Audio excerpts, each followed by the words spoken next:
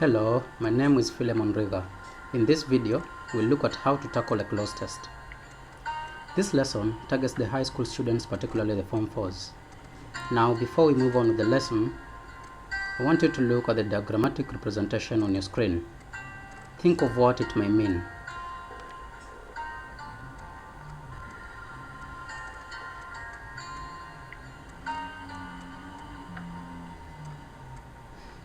So, by the end of the lesson, a candidate should be able to define a cloze test, master the tips of tackling a cloze test, demonstrate understanding by filling gaps of a given cloze test.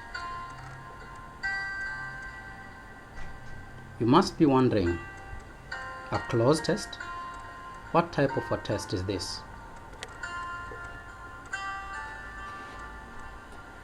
A cloze test is an exercise, test, or assessment consisting of a portion of a language with certain words omitted, where the participant is asked to supply the most appropriate missing language item or word. Cloze tests are presented in form of a passage. That is why they are sometimes called broken passages. However, providing the most appropriate word might be challenging. This is because cloze tests require the ability to understand context and vocabulary in order to identify the correct language, word, or part of speech that belongs in the gaps or blanks. In simple terms, they measure reading comprehension. The test is mostly administered to all the high school students, and the level of difficulty varies from one grade or one form to another. Here is a sample cloze test.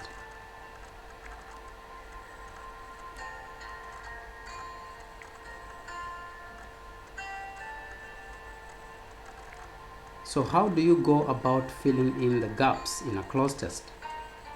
Here are some of the tips. 1. Read the whole passage several times. 2. Interpret information given in its context. 3. Ensure you understand the passage through that interpretation. 4.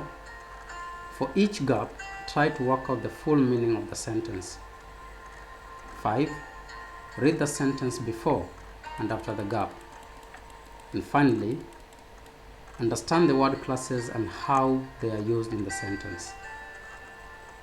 Look at this example, and you may try to work it out.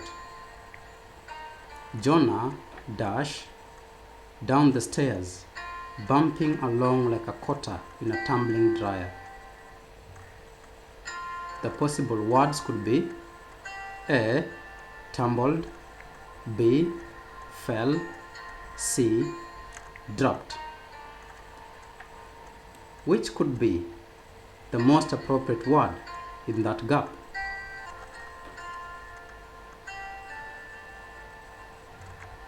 Did you get this? The hint was tumbling dryer.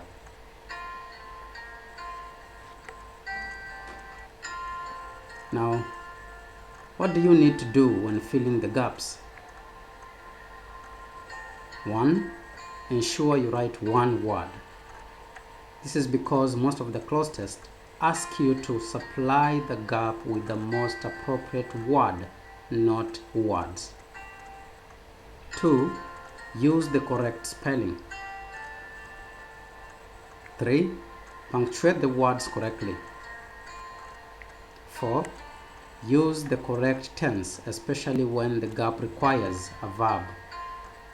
And lastly, study the tone of the passage.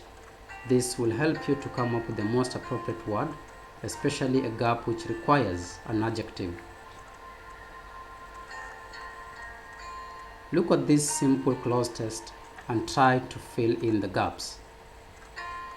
You may pause the video so that you do the exercise.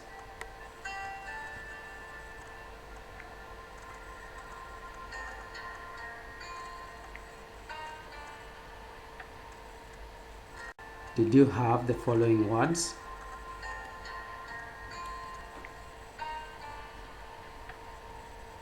Okay, that is good.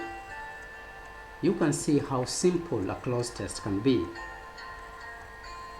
Now let's recap what we've discussed so far. What is a cloze test? We have said that a cloze test is a test or an exercise or an assessment consisting of a portion of a language which has been omitted and requires a participant to fill in the most appropriate missing word or language item. We've also looked at some of the tips of how you can go about filling in the gaps in a cloze test. Some of them are: read the whole passage several times, interpret information given in its context, ensure you understand the passage through that interpretation, and for each gap ensure that you work out the full meaning of the sentence. We've also looked at how to fill in the gaps, what you need to do, and we've said that first of all, write one word, because cloze tests require you to supply the gap with one word, not two. Number two, we have said it is important that you use the correct spelling. 3. Punctuate the words correctly. 4. Use correct tense, especially verbs. And lastly, study the tone of the passage, for this might help you to come up with the most appropriate word, especially adjectives. Remember to always observe the tips that I've shared with you. Until next time, I wish you all the best. Goodbye.